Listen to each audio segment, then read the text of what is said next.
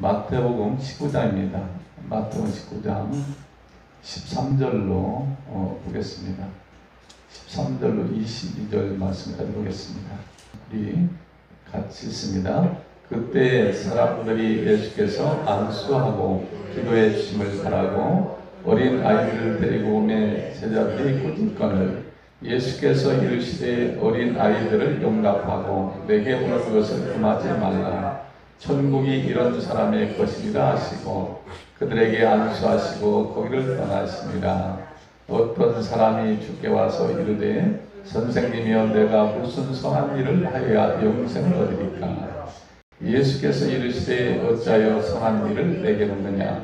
선한 이는 오직 한 분이시니라. 내가 생명에 들어가려면 계명들을 지키라. 이르되 어느 계명이 오니까? 예수께서 이르시되 살해하지 말라, 간음하지 말라, 도둑질하지 말라, 거짓 증언하지 말라, 내 부모를 공경하라, 내 이웃을 내 자신같이 사랑하라 하시는 것이니라. 그 청년이 이르되 이 모든 것을 내가 지키었사온데 아직도 무엇이 부족하니까?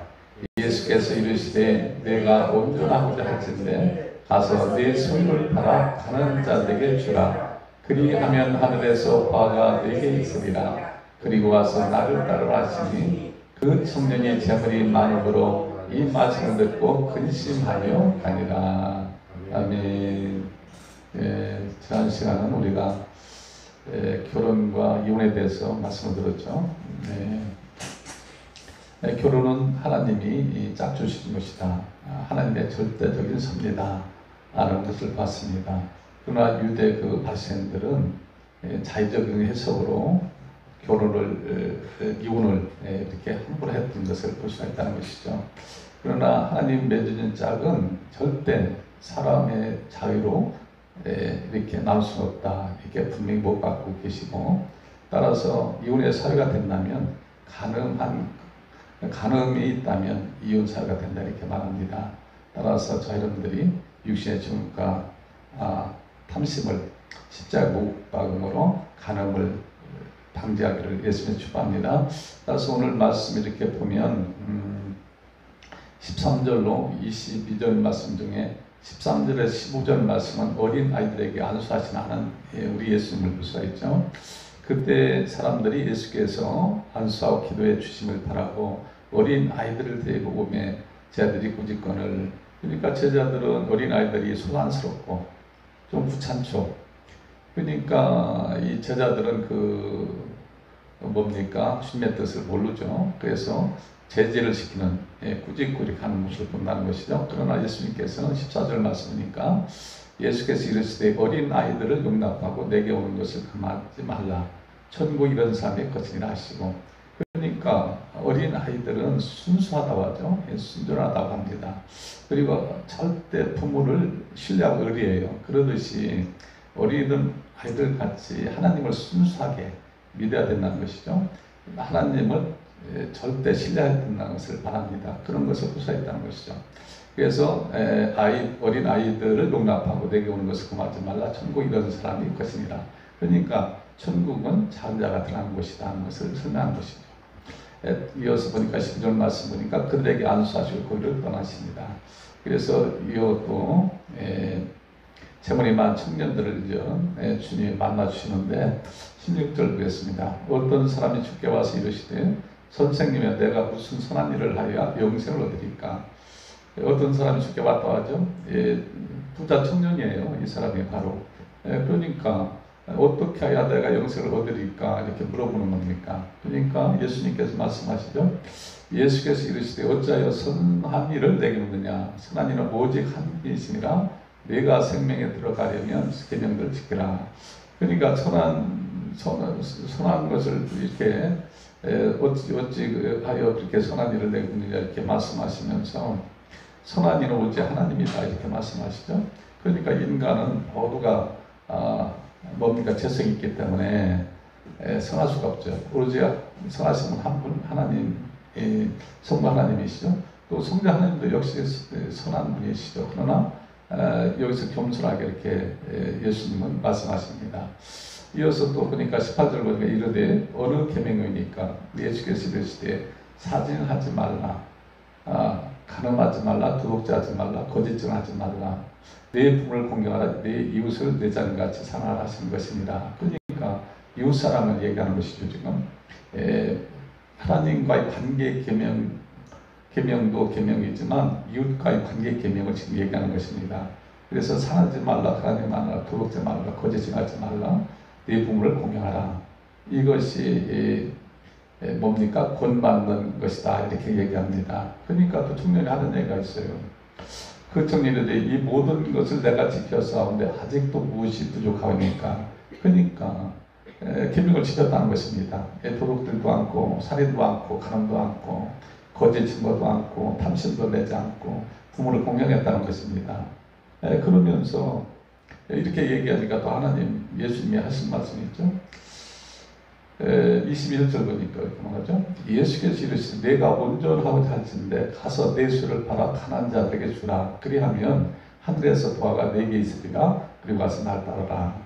그러니까 재물은 하나님 거에 모든 것은 모든 세상 만물을 창조하신 분이 하나님이시죠. 그러면 하나님이 주인이시죠. 재물도 그래서 주인이라는 것이죠. 하나님이. 그러면 재물을 많이 가진 사람은 어떻게 해야 돼요? 하나님의 뜻대로 써야 된다는 것이죠. 하나님의 뜻이 뭐예요? 이웃을 여기서 사랑하라 이렇게 말하잖아요. 그러니까 이웃을 사랑한다면 하나님 뜻대로 재물을 써야 된다는 것이죠. 그러니까 주신 거에 감사해서 나눌 줄 알아야 된다는 것을 얘기하는 것이죠. 그러니까 쉽게 해서 뭐예요? 나한테 준 재물을 나 혼자만 쓰는 게 아니고 같이 나눠 쓰는 것이 하나님의 뜻이라는 것이죠. 그러니까 재물의 주인은 하나님이시고 다만 부자는 어때요? 맡은 청직이라고 볼 수가 있겠죠. 재물을 맡은 청직이. 그러니까 내가 주인하고 착각하니까 문제가 생긴다는 것이죠. 그러니까 여기서 끝을 보면 20절 그 청년이 재물이 많음으로 이 말씀을 듣고 근심할 가니라. 그러니까 포기할 줄 모르죠. 지금 희생할 줄 알고 포기할 줄 알아야 되는데 자기 욕심을 그대로 갖고 있죠. 지금 아니 계명을 지킨다면 계명을 지키는 건 뭐예요? 사랑하는 겁니다. 하나님 말씀을 사랑하니까 계명을 지키는 것이고 계명을 지키니까 하나님을 사랑하는 것이고 이웃을 사랑하는 것입니다. 그러면 이 재물을 주신 거에 감사해 나눌 줄 알아야 하는데 나누지 못한다는 것이죠. 그러니까 희생도 못하고 포기도 못한다는 것이죠. 그러나 하나님의 계명은 율법의 근본 정신은 뭐예요? 희생과 포기라는 것이죠. 할렐루야. 이 사실을 깨닫기를 바랍니다. 그래서 이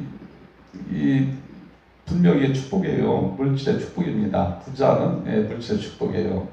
그러면 그 축복을 어떻게 해요? 나눠야 된다는 것이죠. 그게 바로 하나님 사랑, 이웃 사랑을 실천하는 것입니다. 그것을 얘기하는 그러니까 나를 부정하지 않고 부인하지 않고 십자가 길을 따르지 못한다. 예수님 말하죠. 나의 십자가 길을 따르기 위해서는 나를 비난해야 된다. 이렇게 말하죠. 그러니까 부정하지 못하는 거예요. 그러니까 여기서 재물을 어떻게 나누는 것이 나를 비난하는 거예요. 쉽게 해서 나를 비나야 십자가를 지고 갈 수가 있다는 것이죠. 주님의 길을 따라갈 수가 있다는 것입니다. 그러나 이 부자는 포기를 못하죠. 지금 욕심을 갖고 있는 거예요. 그러니까 네가 계명을 지킨다면 나를 풀라는 거예요. 간절을 돌보라는 것입니다. 그렇게 얘기하죠. 하나님이 우리 주님께서. 그런데 여전히 이 청년은 근심하고 그냥 가더라 이렇게 얘기한다는 것이죠. 그러니까 문자를 지키는 것이지 이게 계명을 지키는 것이 사람을 지키는데 문자를 지킨다는 것입니다. 그러니까 바리새인들이 계속 등장합니다만은 계속 문자적으로 말씀을 된다는 것이죠. 그러니까 그 다음은 의미 같다는 것입니다. 문자적인 아닌 정말로 사랑함으로 실천해야 된다는 것이죠. 삶 속에서. 할렐루야. 그래서 거룩한 성부가 되는 것은 누구나가 꿈이고 좋은 것입니다. 축복입니다. 따라서 이 물질을 하나님이 주신다면 그것을 나눌 줄 아는 저희들을 내서 축복합니다. 그렇지 않으면 탐심을 갖게 되면 마음에 불편한 거예요. 그래서 오히려 물질이 장애가 되는 경우가 있다는 것이죠. 그래서 예수님은 부자가 하나님 나라에 들어가는 것이 심히 어렵다고 계속 말씀하신 것입니다. 대개 부자는 세상에 불을 향유하며 안정된 삶을 살아 하나님보다는 자신이 소유한 재물을 더 의지하기 때문에 그렇다는 것이죠. 재물에는 구원을 가로막는 위험이 도착했다는 것을 저 여러분들이 깨달아야 될 줄로 믿습니다. 그러니까 물질은 분명 축복임에도 불구하고 그걸 가로막는 경우도 있다는 것을 본다는 것이죠. 그래서 이 물질을 선정하지 못하면 마음이 불편한 거예요. 그래서 오히려 타락하고 세상의 그 뭡니까 부와 그 쾌락을 추구한다는 것이죠. 그렇게 되면 하나님을 떠나게 되는 것이고 오히려 그걸 가로막게 되는 것이고 오히려 물질의 축복이 저주가 된다는 것을 본다는 것이죠. 따라서 저희들이 정말 하나님 뜻을 깨달은다면 하나님 주에 감사할 뿐만 아니라 나눌 줄 아는 저희들을 대신에 축복합니다. 그래서 오늘도 이 부자 청년에 대해서 말씀을 주셨습니다만 이 물질은 분명한 축복임에도 불구하고 이 청년이 계명을 다 지켰다 이렇게 얘기를 해요. 그러나 지켰으면 하나님이 나누라면 나눌 줄 알아야 되는데 주중에 감사에 나눌 줄 알아야 되는데 욕심을 챙겼다는 것이죠.